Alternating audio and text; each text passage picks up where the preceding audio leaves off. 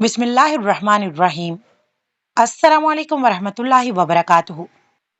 काब बिन अजीरा रजी अल्लाह अन्हु कहते हैं कि एक मर्तबा नबी करीम सल्लल्लाहु अलैहि वसल्लम ने इरशाद फरमाया कि मिंबर के करीब हो जाओ।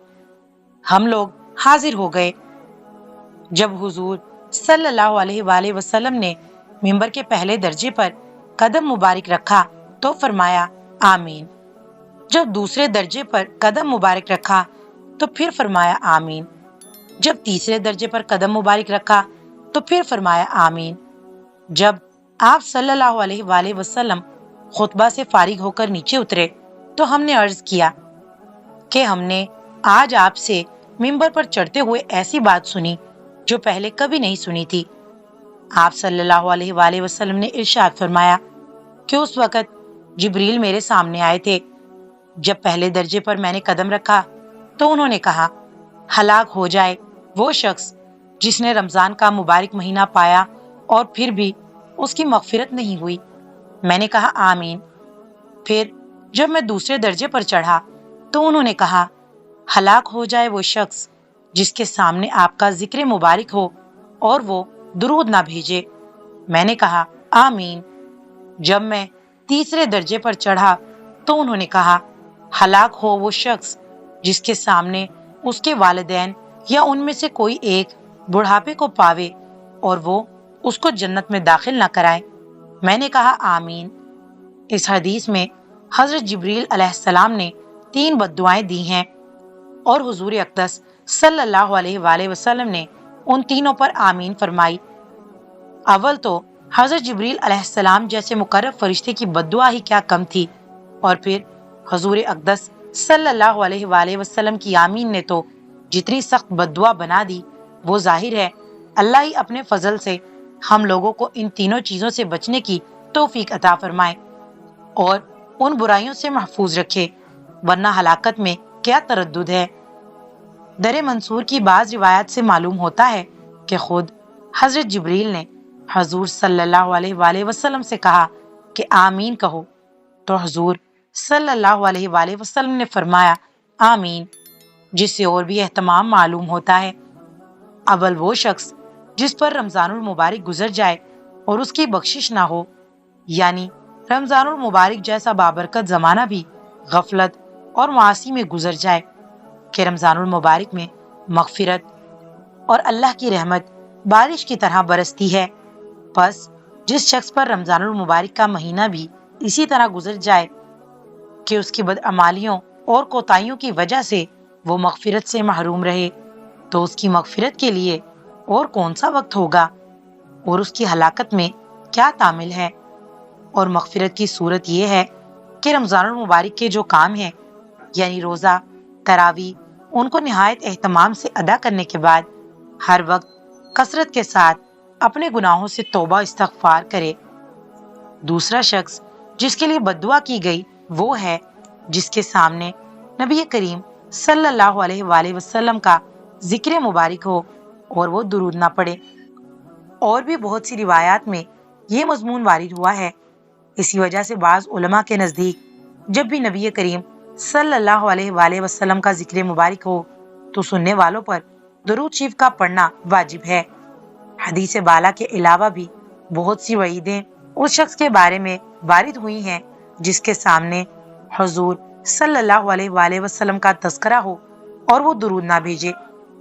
बाज़ हदीस में इसको शक्की और बखील तर लोगों में शुमार किया गया है, नीज जफाकार और जन्नत का रास्ता भूलने वाला, हत्ता के जहन्नुम में दाखिल होने वाला और बद्दीन तक फरमाया है।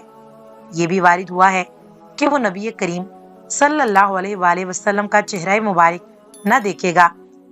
मुहक्किकीन उलमा ने ऐसी रिवायात की तावील फरमाई हो, मगर इससे कौन इनकार कर सकता है कि दुरूद शरीफ ना पढ़ने वाले के लिए आप सल्लल्लाहु अलैहि वसल्लम के जाहिर इरशादात इस कदर सख्त हैं कि उनका तहम्मुल दुश्वार है। और क्यों ना हो कि आपके एहसानात उम्मत पर इससे कहीं ज्यादा हैं कि तहरीर व तकरीर इसका एहसास कर सके। इसके अलावा आपके हुकूक उम्मत पर इस कदर ज्यादा है कि उनको देखते हुए दुरूद शरीफ ना पढ़ने वालों के हक में हर वईद और तंबिया बजा اور موضوع معلوم ہوتی ہے۔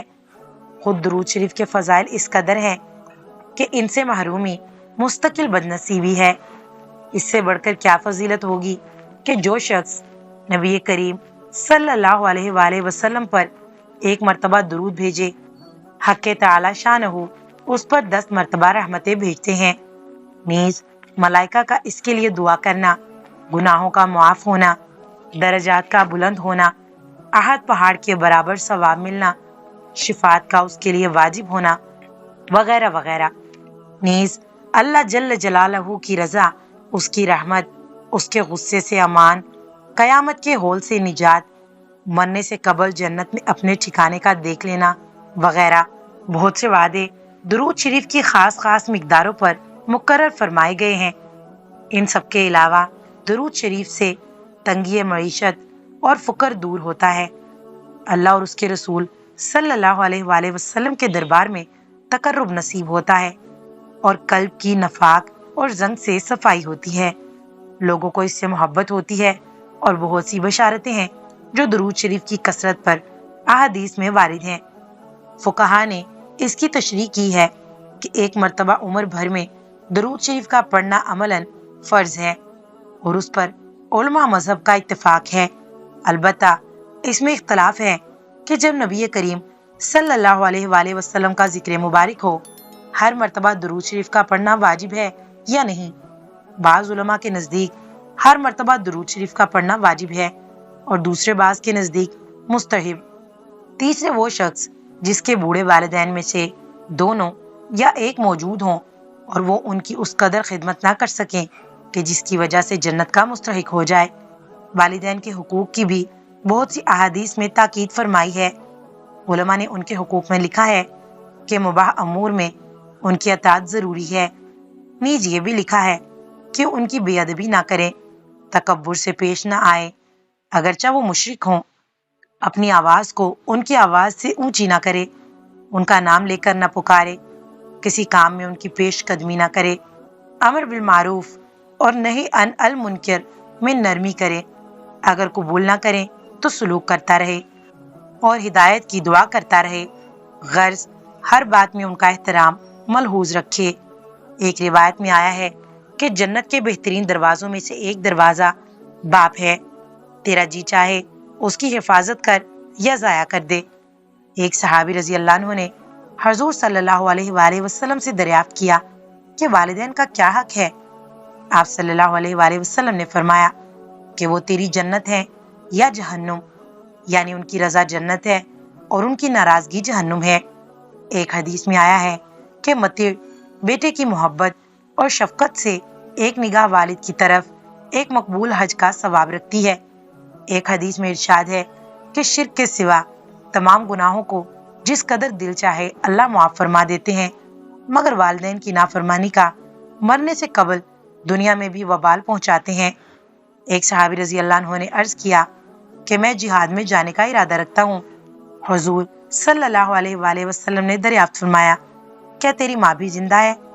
انہوں نے عرض کیا کہ ہیں۔ حضور صلی اللہ علیہ وآلہ وسلم نے فرمایا کہ ان کی خدمت کر، کہ ان کے قدموں کے نیچے تیرے لیے جنت ہے۔ ایک حدیث میں آیا ہے کہ اللہ کی رضا باپ کی رضا میں ہے، اور اللہ کی ناراضگی باپ کی ناراضگی میں ہے۔ اور بھی بہت سی روایات میں اس کا اہتمام اور فضل وارد ہوا ہے۔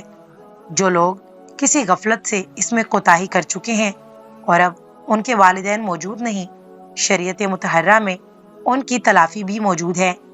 ایک حدیث میں ارشاد ہے کہ جس کے والدین اس حالت میں مر گئے ہوں کہ وہ ان کی نافرمانی کرتا ہو، تو ان کے لیے کثرت سے دعا اور استغفار کرنے سے مطیع شمار ہو جاتا ہے۔ ایک دوسری حدیث میں وارد ہوا ہے کہ بہترین بھلائی باپ کے بعد اس کے ملنے والوں سے حسن سلوک ہے۔ دینی تعلیمات اور اسلامی واقعات کے لیے چینل کو سبسکرائب کر کے نوٹیفیکیشن آن کر دیں۔ ویڈیو کو صدقہ جاریہ سمجھ کر شیئر کرتے رہیں۔